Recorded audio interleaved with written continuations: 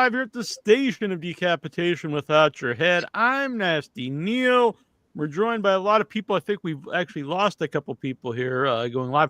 But let's actually go this way and introduce yourself, or if you don't mind. Alexis, can you tell us who you play and your involvement in Round the Decay? Hello. Yeah, I play Ada, and my involvement was as an actress and a friend. that was it. Rachel. Hi, I'm Rachel Pizzolato, and I play the monster, the Rexel. Let's go down here to Jamie. Hi, I'm Jamie Dufault, and I play Gregory Newport in Round the Decay. And McKenna. Yes, my name is McKenna, and I play Mary Newport in Round the Decay. Phil. Hi, I'm Phil Duran, and I play Larold Hayes. Adam. Everyone knows Adam by now on the show. Yeah, I'm on the show all the time. I wrote and directed Round the Decay. Jay. Yeah, mostly behind the scenes producing, and then I play Muffin, James, aka Ford. I'm going to ask about that name momentarily. Yeah, Carrie. Yeah, it's a good name. Everyone's calling it. It's strange, but yeah. Carrie, I play myself, really, actually. You're a little low, Carrie. Can you hear me? I can hear you, but it's a little low. The voiceover guy. Yeah. Now you're muted, Carrie. It's like it's just a little low. Now it's really low. Nope, nothing. You're muted, Carrie. Not a clue, Care Bear. Muted. You're muted. Yeah, we can't hear. We'll get back to Carrie. Victoria, are you still with us? Yeah, hi. Can you hear me? Yeah, we can no longer see you. You can't see me. No, we can't. We can. Yeah. Oh, we can see you. I can see you. I can on my end. All right. So. Okay, hi. I'm Victoria, and I play Kenzie Rhodes. And I'm also, Adam, can I say also what I do? Oh, yeah, sure. Go for it. Okay, I'm also the voice of the monster. Oh, I actually did not know that. That's very cool. All right. So, Alexis, how did you get involved in the movie? Now, you're not from New England, like I guess some of the people aren't, but for people who don't know, Round the Decay is made in New England. So, how did you get involved?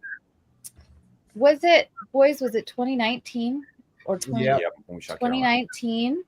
I auditioned for Carolina Shag, which was another project that the boys created, which was so much fun, and ended up heading out to New England from the West Coast and from California, and met them there and have had the pleasure of working with them on different things over the years. And so when this script came up, they reached out and I sent in a tape and was able to come and join.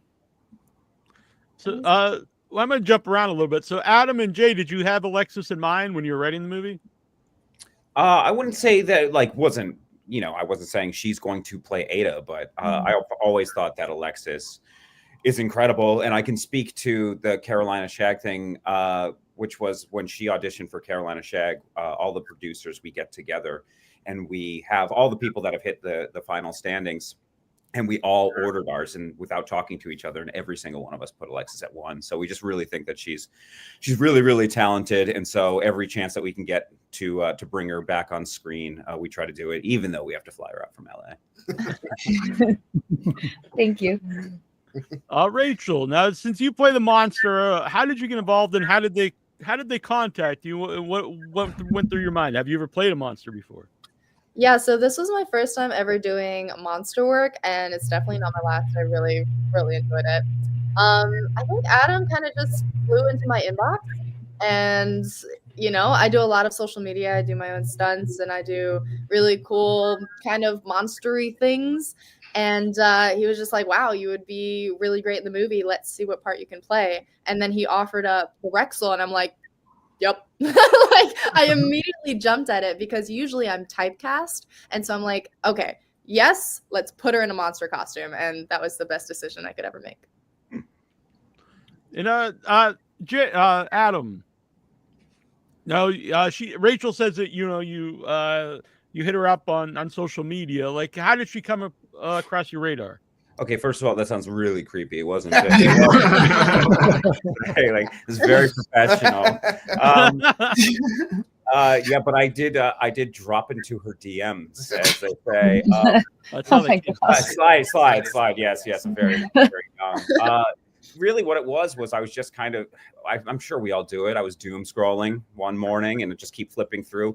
And I love people that can do trampoline tricks, flips, and all this type of stuff. And the algorithm understood me, and I was watching lots of videos of people doing these crazy tricks. And then she kept showing up.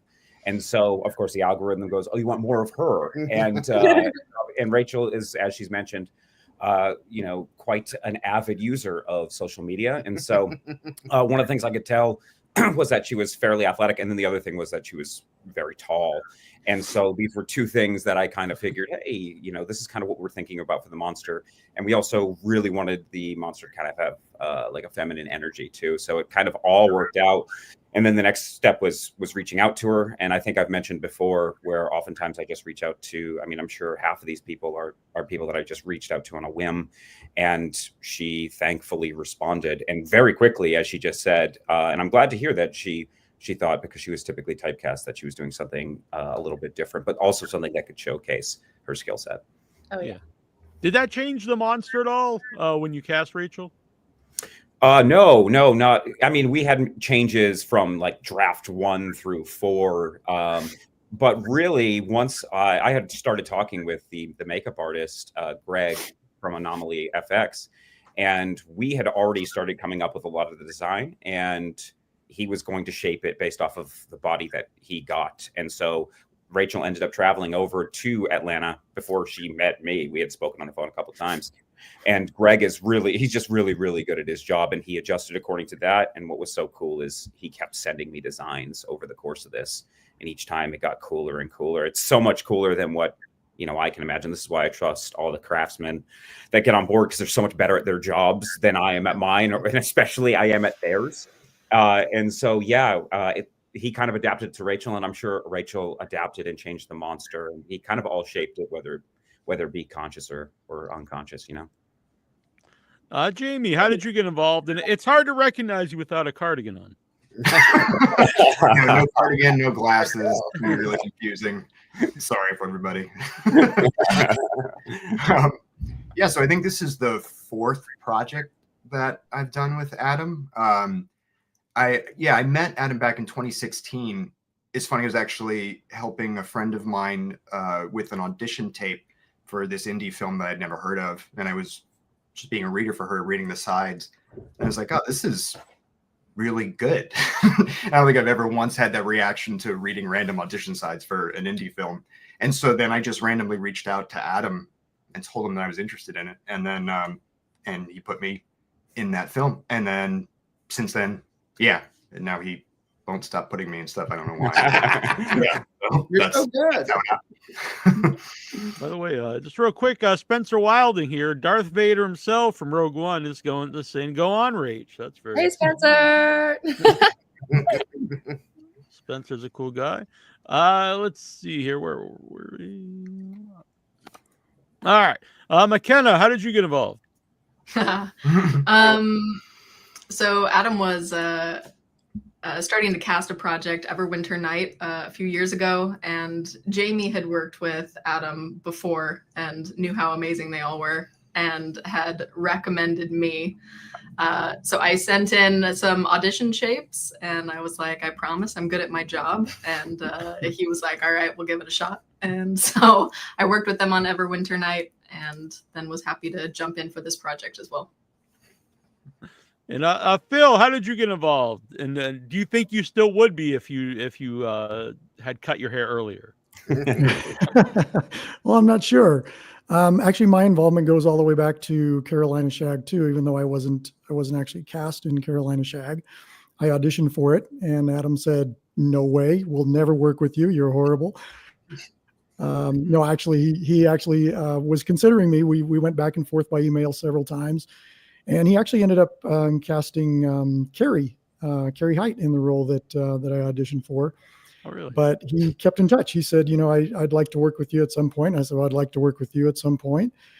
And he got back in touch with me before Round the Decay and said, I've got this script. I think you'd be good in one of a couple of different roles.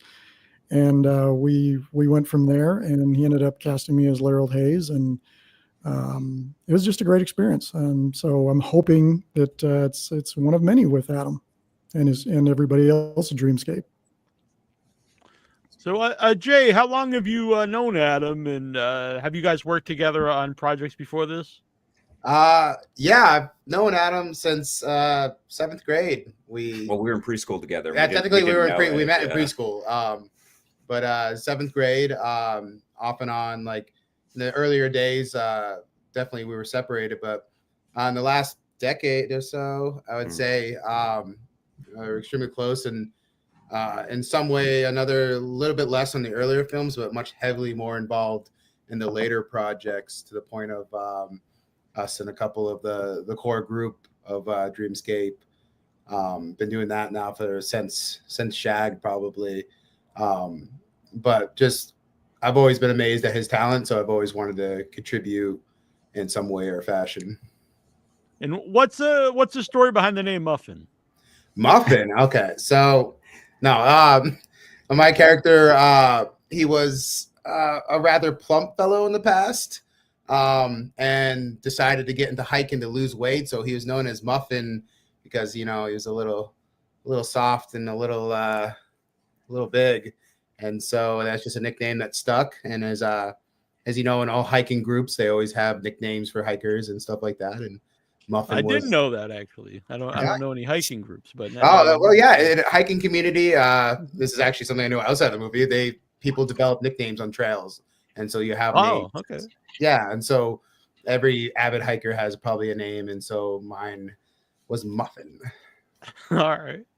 And are you guys part of a hiking? Are you part of the hiking community? I'd rather die than hike. I would rather die than hike. Yeah, I hate hiking more than words can express. I don't like walking. It's a touchy subject. All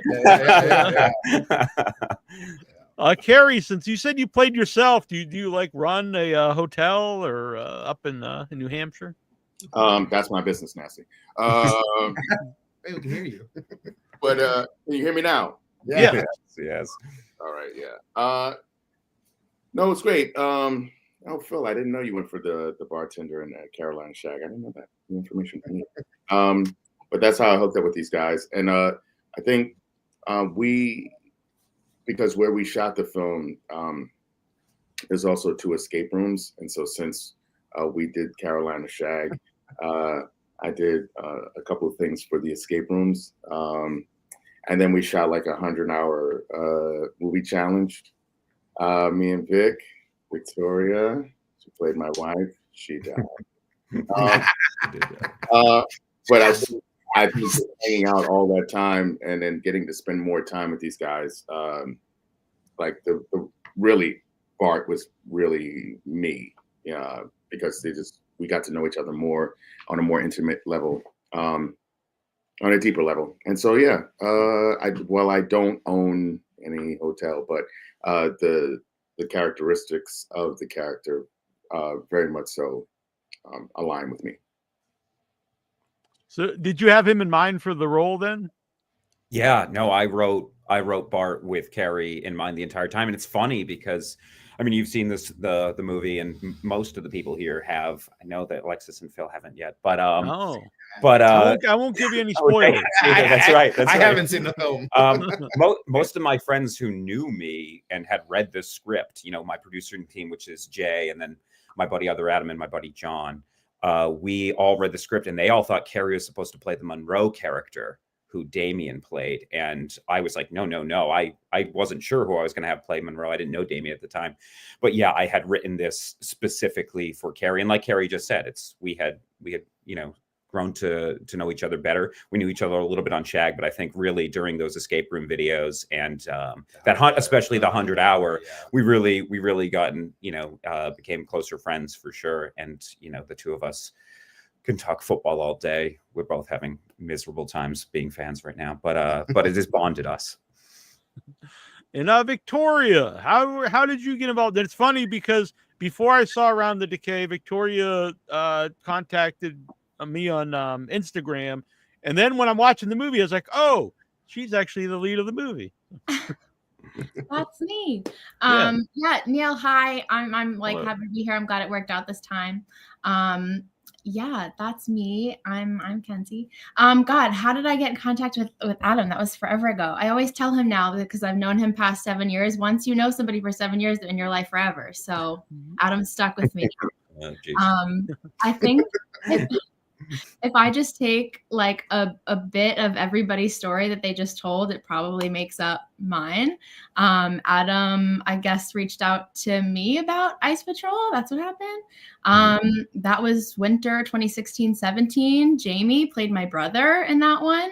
And then, yeah, I guess, and then Carrie, counting the 100-hour film festival, Round the Decay will be my 5th project with Adam. So I don't know. Jay, just like you said, I'm always amazed by Adam's talent, and he just keeps putting me in the things. So here we are.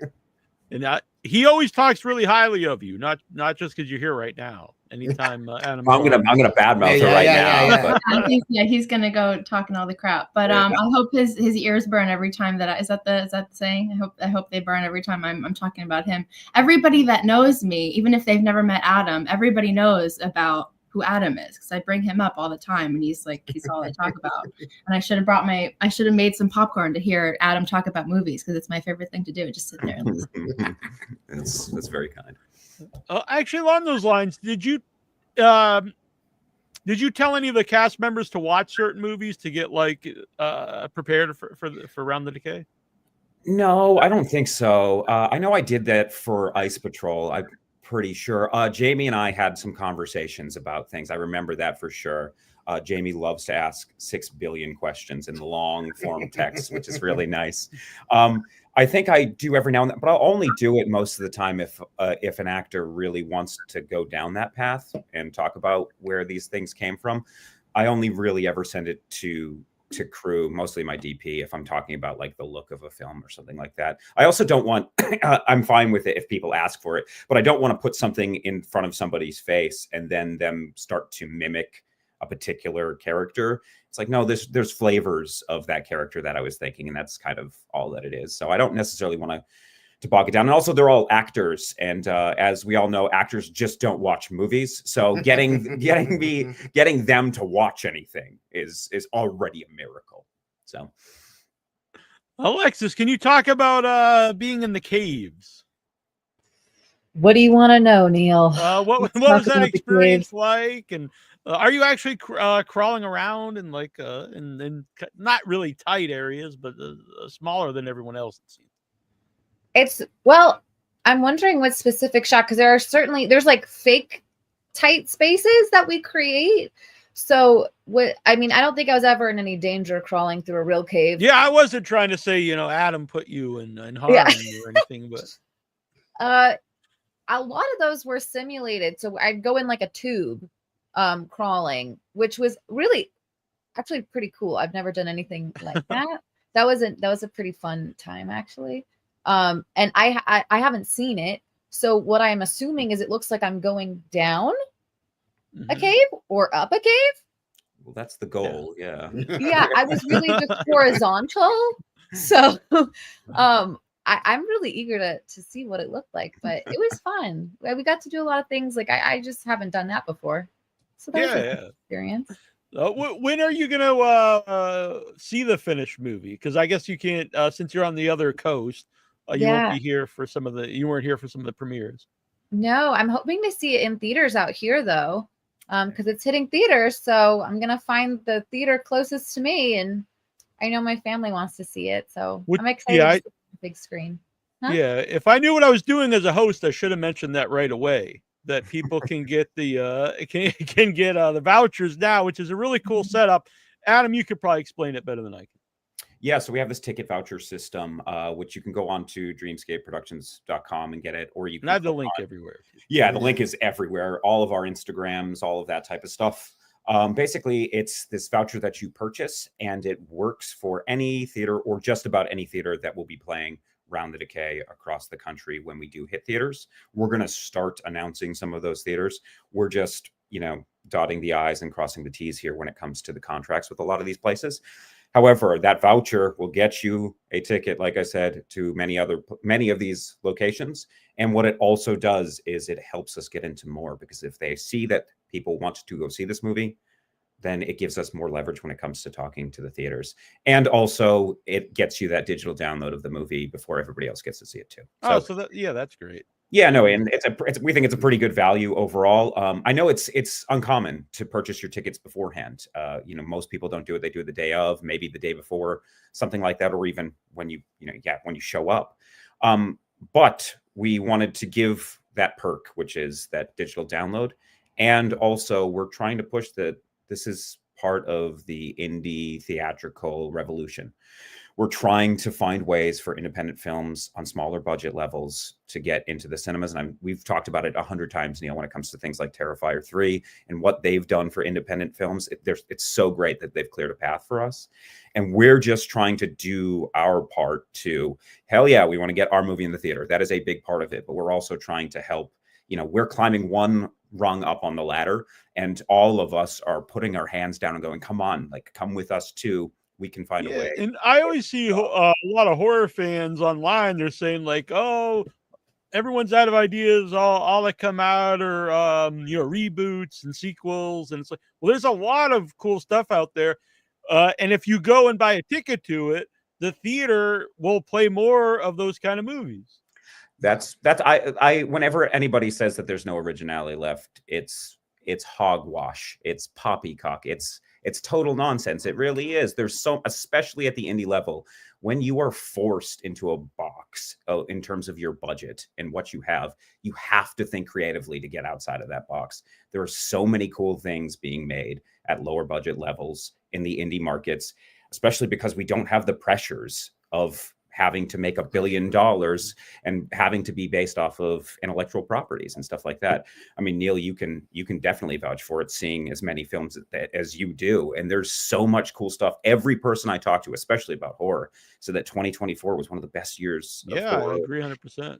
Yeah, and so if you want original stories, you must go watch original stories. And if you continue doing that, the theaters will change. They will change, and the theaters will start demanding indie movies more so than the indie movies are trying to get into theaters. And hopefully we're just, 1% of that change. Mike's shitty internet provider, $2. Thank you. T is Team Victoria. I'll send her a cut of that $2. Rachel, how did you? So when you're coming up with the movements for the monster, is that all you? Is that you and Adam? What's the process there?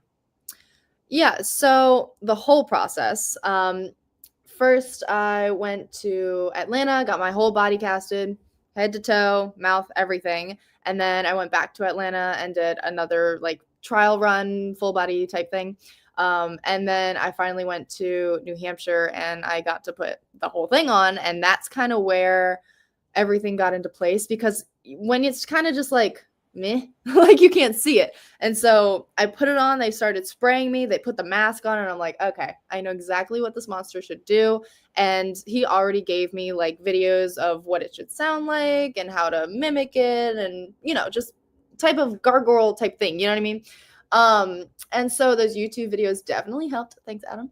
And I don't know, I kind of just went with it. And if they wanted to change anything, let's change it. But I think intuition when becoming a monster is your best bet, because if you're feeling it, everyone else is going to be feeling it. The screen's going to be feeling it. The whole audience is going to be feeling it. So I don't know, I kind of just went with it, and I had guidance along the way, and it turned out pretty good. What were the YouTube videos of monsters? No, I think, was it a horse or something? I don't remember exactly but it was a lot of animal stuff that It was animal stuff. And originally they wanted me to gallop, and I wanted to so badly, but my suit was really tight. And so we had to kind of fix that. And then it's oh, she's standing, she's doing this. So it worked along the way. But the idea originally was to have me on the ground a lot, and that didn't happen. So I'm kind of more upright. it's the constraints of this suit. We're like Yeah. learning what those were, and then we have to shout out our stunt coordinator, Jack Lynch, who was like so huge in this part, because he was a great communicator when it came to talking with Rachel when Rachel's getting in the suit and talking about the different ways, and he'd come up and go, hey, yeah, so that move we talked about, not going to work. Suit's not going to work. Suit's not going to work. And we go, okay. And we have to start talking about things that could still be creepy and could still work with what she's doing. And then also the fact you have to add in that Rachel's mostly blind when she's in the suit as well. And so, yeah, she's got one little pimp. So really it's like, it's working with Rachel and working with Jack, and Jack is a lifesaver with a lot of these things. He's so, and Rachel can probably speak to it, he's so good at feeling out what the actor is comfortable with and then coming to me and being like, but it's going to be so cool, I promise, you know? So yeah, shout out to Jack, and obviously shout out to Rachel for having the ability to improvise and work with, you know, the limitations that were set with us. And Victoria, since you did the voice of the monster, like, do you and Rachel have to get together on some level because, like, you want the voice to match like some of the sounds that the monster's making? It was not planned that I was going to be the voice of the monster. It was well after we finished the movie that I got a text from Adam who was like, hey, you want to be the voice? I was like, absolutely. I think that probably comes from me being a weirdo on the set of Ice Patrol and just me being like, like while just waiting for a lighting and stuff to move around. Is that where the no, it's pretty accurate. It's funny because we wrote it into Carolina Shag. Yeah, we wrote it into Carolina Shag when it comes to she's got like a Donnie from the Wild Thornberries energy, but like she used to do, like when we were on set and we on Shag, we used no, I'm sorry, not on Shag, on Ice Patrol, we were doing like 18-20 hour days, and most of the time everybody was singing show tunes, and then eventually they'd all start to Adam loves the show tunes. Yeah, I'm a big fan of musicals, as we know. And then Victoria randomly, in a horrifyingly high pitch, she would do this inhale, which would sound like this really intense screech. And when you're working 20 hours and you've just heard show tunes, it sounds like death. But it's a really, really cool monster sound. And so, you know, I said, hey, can you record that really quickly? And she did it. You know, she just did her little inhale thing. And I sent it to Topher, my editor. And Topher was like, what is that? That's cool. And I was like, that's just Victoria, like, being an idiot. And he was like, do you think she'd do the voice? I'm like, yeah, she would. And so we reached out to her, and then we had, I think, 2 or 3 days. It was 2 half days and then 1 full day in which she did a lot of the voice acting and a lot of eating monkey bread. So yeah, it was good fun. Yeah. So to answer your question, no, there was no like matching. There was no talking with like Rachel because we had no idea. Yeah. But it was just a lot of me, Adam, and Topher just in a room together watching the movie and trying to match it up, which kind of was the most difficult part, like the timing. But then because the cave was so cold, you would kind of see like Rachel's like breath, and we would match like the breathing up with that. Actually, we didn't even mean to match the breathing up with that, but when it did, we were like, oh God, thank God that worked. I think the timing was kind of. Were the caves just that cold? You could just you didn't the breath was real, like the. Oh no, it was real. I remember I have a video getting into Jay's car after when he was driving everybody home, and it was like 23 degrees. Yeah. I you know, it's so funny that you brought up the cave to Alexis, because I cannot believe she didn't make comment about it. Because like Alexis is, you know, from the West Coast, the warmest place in the world. Oh yeah, I'd even think of that, right? She's tiny. She's 100 pounds soaking wet, and so whenever she gets out here, she's always like, "It's cold," and I'm like, Alexis, it's 70. Like, we're fine. And then we got onto the set of the movie, and I was like, and I wrote the script as if everybody was going to be in shorts and stuff. And then we got to that point where we were filming at the mines, which is 20 degrees colder than everywhere else. And it snowed when we were filming and stuff like that. And I remember Alexis coming to me at one point. She goes, yeah, so I feel like she might want a jacket at this point. Because it was... I don't think brutal begins to describe how cold it was, because not only was it cold, it was wet. And like that was a big part of it too, because we're in a cave and, you know, ice is melting and going downhill. So our shoes are soaked, and we have little heating stations all throughout the mine. was a lovely time, Neil. Very. No, Jamie, I don't want to give too much away of the movie, but Rachel talked about doing full body cast. Did you have to do any kind of casting, like a head cast or anything? I did.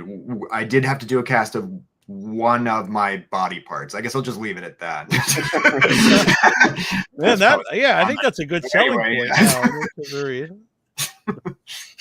I can tell you that we had in total we had a body cast for Rachel, something of a cast for Jamie, something of a cast for 2 other people as well. And what was Melody like to work with? Is that one's for me, Neil? Yeah. Oh, she was great. Yeah, I think we had kind of like an initial sort of rapport right away. I never met her before. I didn't know anything about her other than what Adam had told me about her, because Adam was the one who discovered her, rediscovered her, I guess. But yeah, no, I mean, she was really nice, really sweet. I mean, there's a pretty significant age gap between us, so that was a bit of a thing that we were navigating initially, but it never felt strange or it doesn't in the movie either. Actually, I was, I didn't know you were a much younger guy actually until here. Well, that's the good. Glasses and the cardigan. Well, that's good news, because that was one of the sticking points for Adam when he was going to offer me this part, because he thought I didn't look old enough. But anyway, I'm glad it worked out. I'm glad that it reads on screen that way. So that's good. Yes, news. and a shout out to Melody. She's on all the time too. Like not quite as much as Adam, but she helps. Yeah, we like her a lot. So McKenna, now was your part filmed like completely separate time? Then people don't know, like your part set at a different era. It is, yeah. It's a more out of the main arc of the film, a prologue of sorts. So it was in the middle of filming. I actually came up for a day shoot, or a night shoot, rather. It was so much fun. They had a authentic colonial tent, and when you walked into it, there wasn't a whole lot of work that me and Roger had to do. It did feel very authentic. It was very fun to just drive up for a day, slip into, hundreds of years ago, and then jump back out. It seems like a lot of work for that one scene. Oh my goodness, but it was so much fun. It was a dream fulfilled, really. I've always wanted to do a period piece, and never quite gotten the chance before now. So that was a big sticking point for me. It was really fun. And what was Roger like? Because both of you guys are great in the scene. Actually, everyone in that scene's good. That was a really fun scene. Roger is a gentleman of the highest order. He's just such a wonderful, wonderful man. We got to hang out for a while. Hang out? Am I 12? We got to get together as scene partners before we shot, kind of go over the script. But we were talking about Shakespeare and films.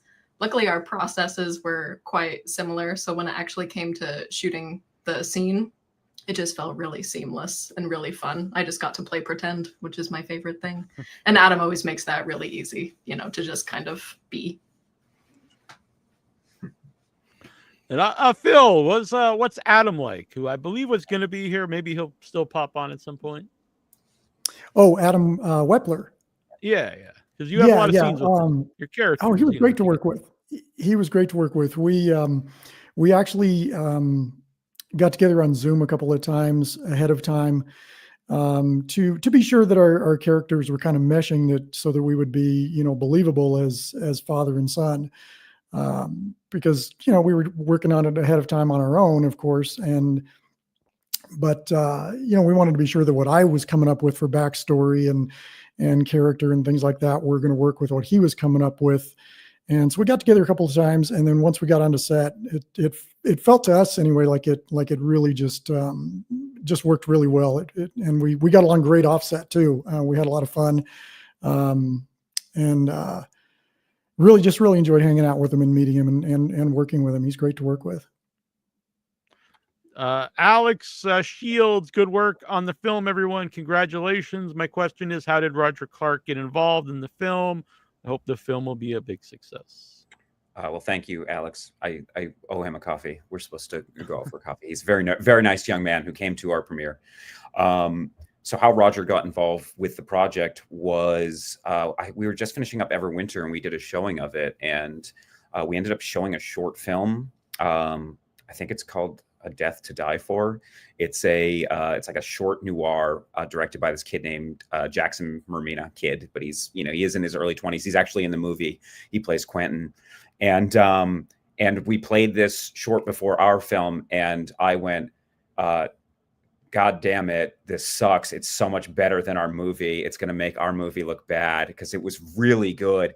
And Jackson is in it, and he had Roger in it. And, anybody who plays video games, which I do, knows about Roger being, one of the most iconic characters in the history of video games. And so I thought it was so cool that Jackson had done this. And so I reached out to him and I said, hey, is there any chance you can tell me how you met Roger? I didn't necessarily need his contact information. And he just said, like, yeah, I met him at a con. And he's, as McKenna mentioned, he's like the greatest gentleman of all time. He's so unbelievably sweet. It's actually alarming how nice he is. And like, also how like humble and even how nervous he was, and like my DP was starstruck by him, because as he said, we watch a movie for 2 hours, but he played it for 200 hours. He was hanging out with Roger. And yet Roger's very, very quiet and to himself. But yeah, no, I just reached out because Jackson gave me his contact information, and Roger luckily had wanted to get more and more into live acting, especially on screen. He's done a lot of stage and then obviously the video game stuff. So he was super easy to talk to. He's, roughly from this area. So it was a day trip up for him. Then we, stuck him in a tent and let him do his thing. And as you've seen with the opening, and everybody will when they go see the movie on January 31st, the man is really, really, really cooking in that scene. He is really chewing up the scenery, and I mean that in the best of ways. It's one of those things where we went, no matter what happens, within the first 5 minutes, the people are going to be in on this movie. And so, yeah, I can't. If you can get in touch with Roger at any point, I'm not going to give everybody his contact info, but if you can, use him, because he's really a wonderful actor and really a wonderful man.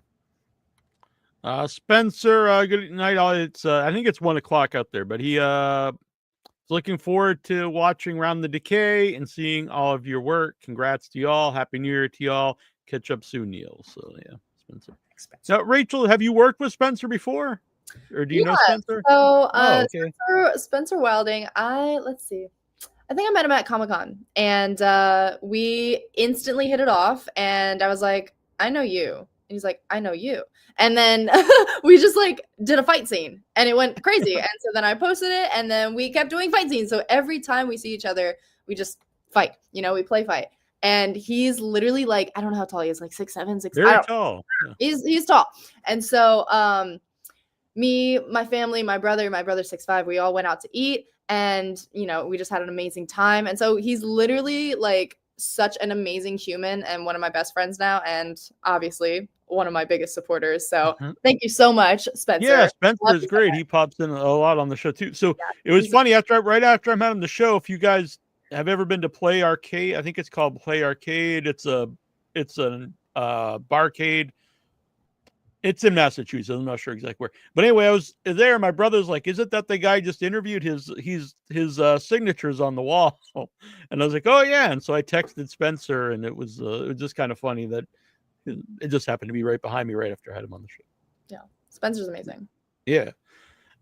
So, Carrie, how about your I talked about being the mines. How about just, the sets themselves? They're not sets, acting in the actual hotel.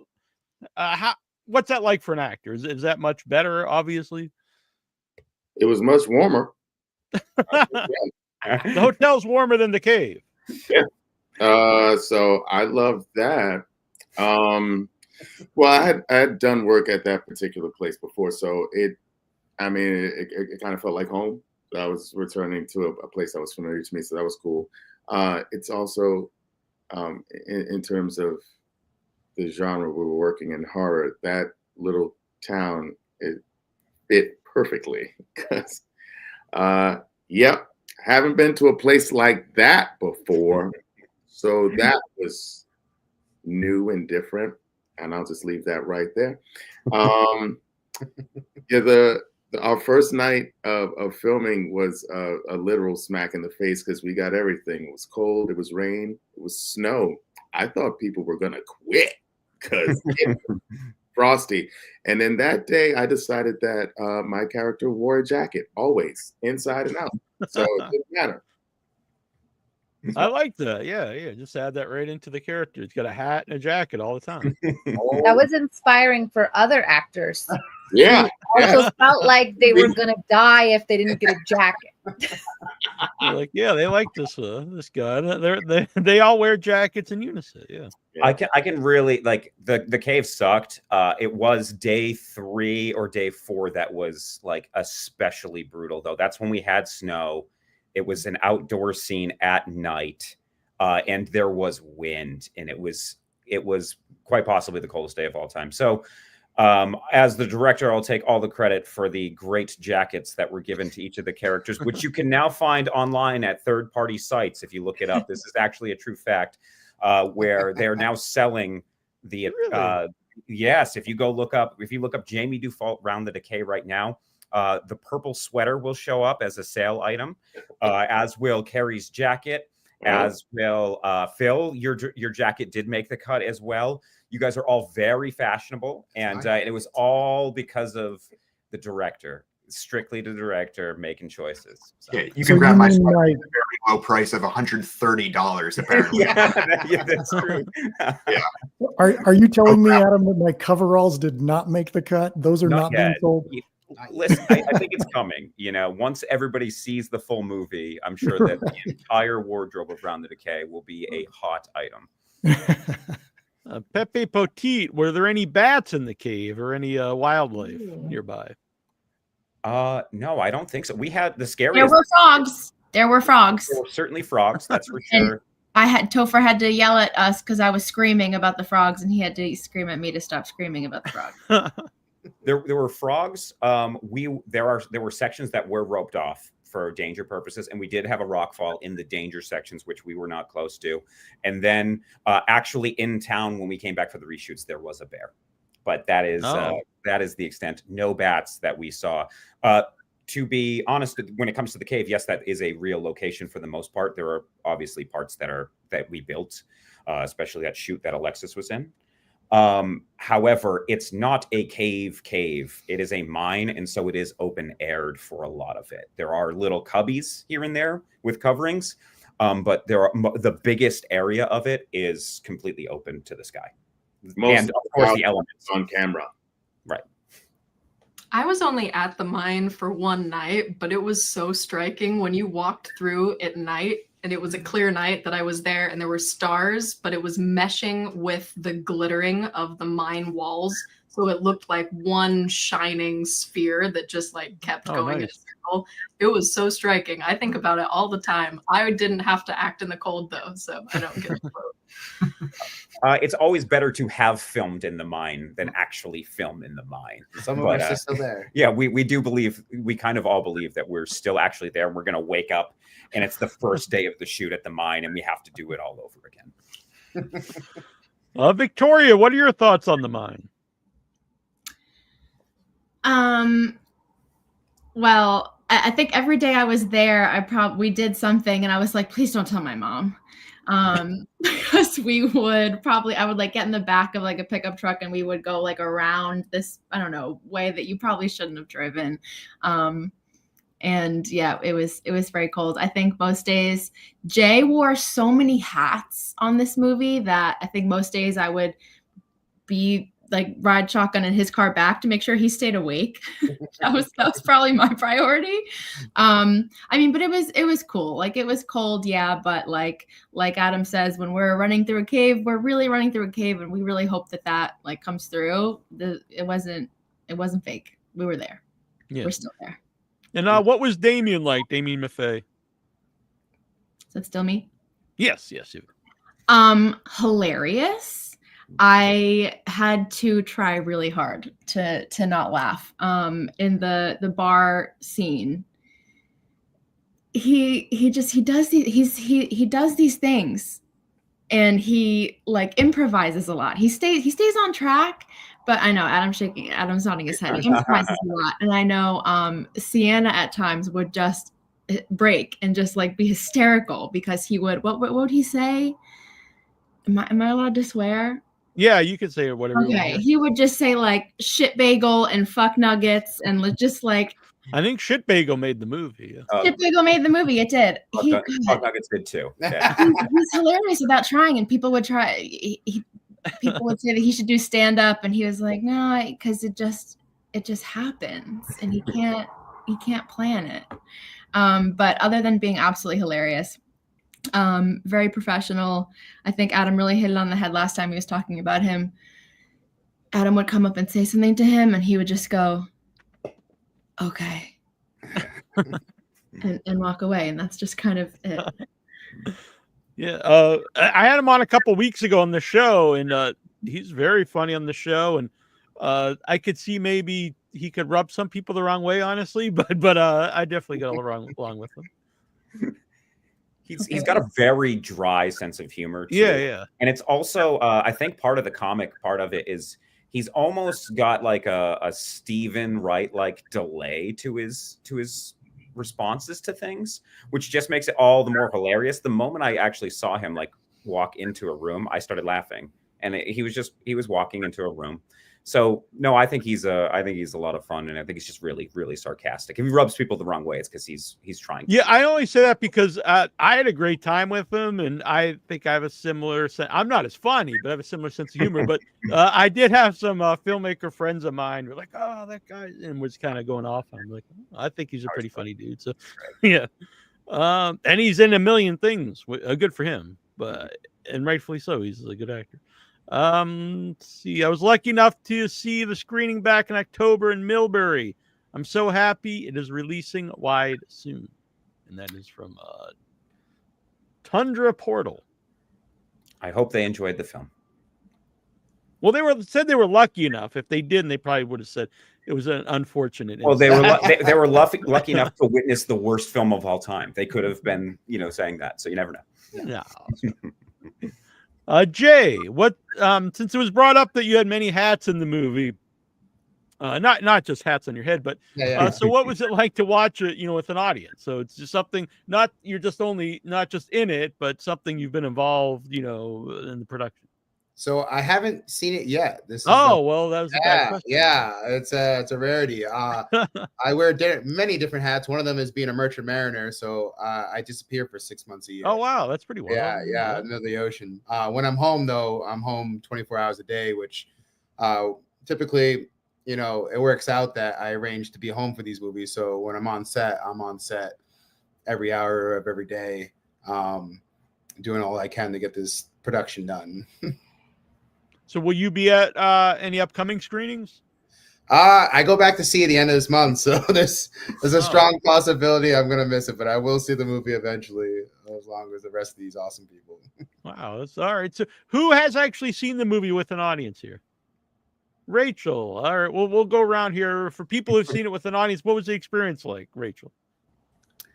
So I went to the one in New Jersey and then the one in New Hampshire as well. Was that where it was? I guess. I don't know. Where was it? It was Massachusetts. Massachusetts. That's what I still lied. Yeah, so I went to both of them. They were amazing. The first one filled the whole entire theater. I was so proud. I was like, like I was just feeling it. And then the second one was amazing too because it practically filled the whole theater. And then I made vlogs about it. It's all over my YouTube channel, so everyone can go watch if they want. But that was my first time ever watching, I know, not my face, but myself on a screen. And so, I don't know, I felt a moment of just, wow, this is actually happening. It's happened. I'm 20 years old. I'm watching myself on a theater screen, and I just couldn't feel more proud. So thank you all for giving me this amazing opportunity. That's great. Yeah. And Jamie McKenna, what was the experience like watching it with folks? Yeah, so we saw the first premiere, the Massachusetts screening. Yeah, I mean it was quite an experience. It's one thing being on the set, but then it's a totally different experience once you see the film when it's cut and scored, and it's a totally different experience. So it was definitely cool to witness that. I mean, I'd seen none of the movie, just a couple little clips here and there for ADR that I did for Adam. But yeah, it was cool. I mean, it's always a strange experience watching yourself do stuff on film. I'm never going to get super used to that. But it was really, really cool, especially seeing the first scene with McKenna and Roger Clark. I saw it filmed, but because just like everyone was saying, that scene is such a corker. It's so cool, and it's so as soon as I got to see that scene, I was like, oh, cool. All right, we're in for something that's going to be a lot of fun. Even though I know I'm going to have to watch myself a lot later, it was still it was it was a cool experience. Yeah, similar, but reverse. When you're acting in a scene, you kind of have a story in your head as you're, moving through the piece as though you're there, but you're never quite sure if the story that you think you're telling is the story that you're telling, because all of that is out of your control, rightfully so. I'd be a horrible editor, but it is a scary feeling as you pass your work off to somebody else's hands. But it was exactly the story that I thought I was telling, which was a huge relief, and it was just so I could tell it was going to be really good from the very beginning, which was very fun. And then my scene was over, and I didn't have to watch myself for the rest of the time. So I just then you just walked out. Phil, you haven't seen it yet? That's correct. Have not seen it yet. I do have my tickets for when it comes to Albuquerque. I'm hoping that'll be fairly soon. But when it comes to Albuquerque, I'll be there. So so you're not a New Englander either. No, but I am planning to move there. In fact, my house is on the market right now, and as soon as it sells, we will be moving to Vermont. So no, not a New Englander, but I will be. Do you like the cold?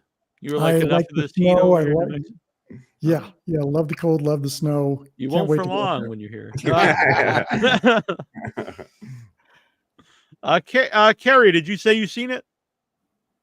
Oh, no. I've yet to see it. I'm hoping to see it sometime soon. Yeah. Will you be at any of the upcoming screenings that you know of?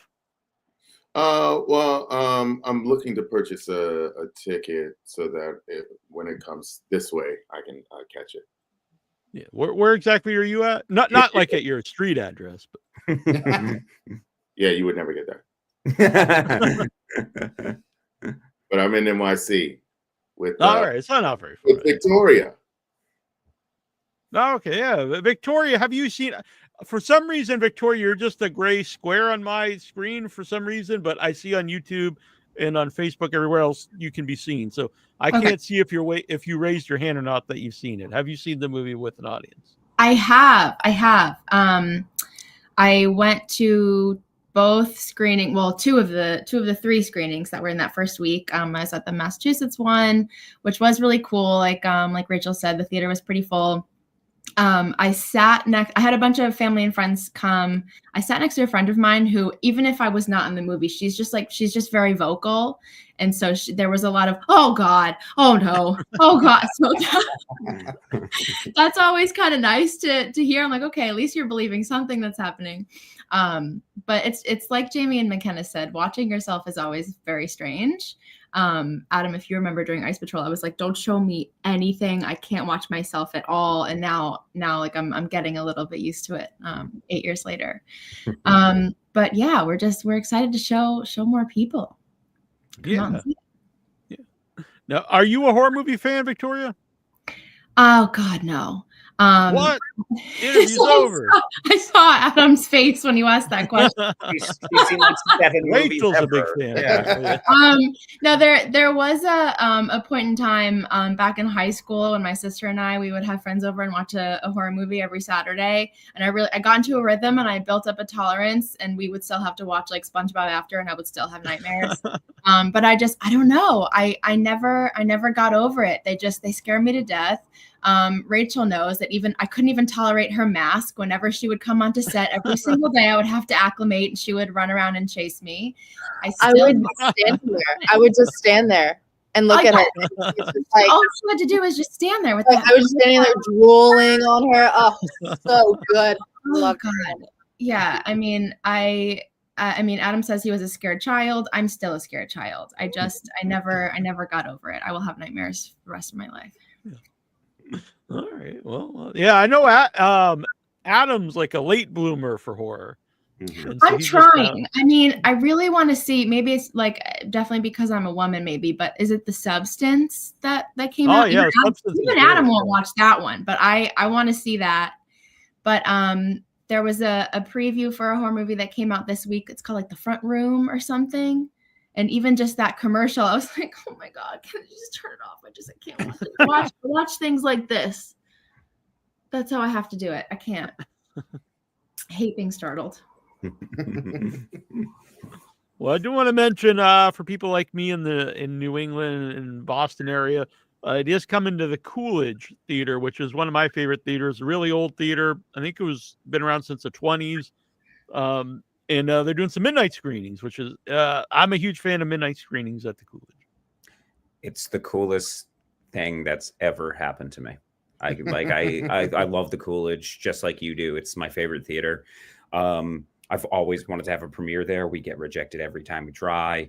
And finally we got into to have these 2 after midnight screenings, which is so great. My first one, I saw Aliens there, and it was like, you know, it was a wild ride and the crowd was packed. So we're really hoping that that's going to be the case. I know that I'm at least going to one of the showings. One of our producers, other Adam, he'll be at both of them. So we're really excited about it. It was one of the first places that said yes to us. And yeah, I hope everybody that's in the Boston area goes and checks it out. 1 for the theater and 2 for the movie. Yeah, when we first had you on, it was that and the Brattle of the 2 theaters I thought of Round Decay being able to play. Yeah, Coolidge we've still got our fingers crossed for the Brattle, but yeah, getting into the Coolidge, even if it's, you know, for the after midnight, you know, the after midnight screenings are kind of perfect for this type of movie. You know what I mean? It really feels, oh yeah, 100%. Yeah, it's a wild movie. It's fun, and you know, it's horror adjacent, and it's got a lot of adventure to it. I think people are really going to have a good time that come to that slot. Yeah, Coolidge after midnight's a great time. Absolutely. So Round the Decay, I had the link up where people can get the tickets, as we mentioned. And not to get ahead of ourselves, because we want people to go see it in the theater, really. But what are the plans, you know, after that? Oh boy. Well, we'd like to stream it at some point, I guess, and get physical. And we're talking to somebody about doing VHSs and whatnot. We have not made a decision as to when we're going to start streaming. We're still having conversations with distributors and sales agents to see if we're going to go down that path.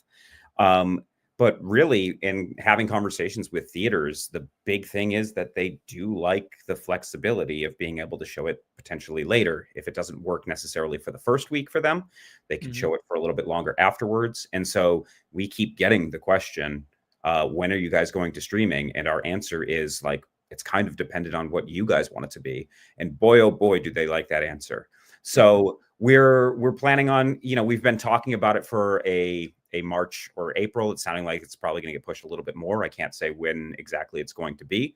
I can just tell you that when you pre-purchase a ticket, you'll get the movie before everybody else does. Yeah. Great. Yeah. But yeah, Pete, go to the theater. That's the best way to watch any movie. Absolutely. 1000%. Every movie you can see at the theater, please see at the theater. And let's where can people follow everybody? We'll start with Alexis. Where can people follow you to see what you're up to? If you want them to. I don't want them to. I'm not on right. any social media. I Wow, like all to right. be happy. So I stay Yeah. off of it. I respect that. I kind of have to for the show, but Yeah. sometimes I wish I wasn't. So I totally understand. Yeah. So you can find me under a rock somewhere, but not a cave because I'm done with that. All right. Fair enough. Yeah. If they can follow Around the Decay instead. Yes, absolutely. Rachel, how can they follow you? Yeah. We're gonna go from no social media to the social media.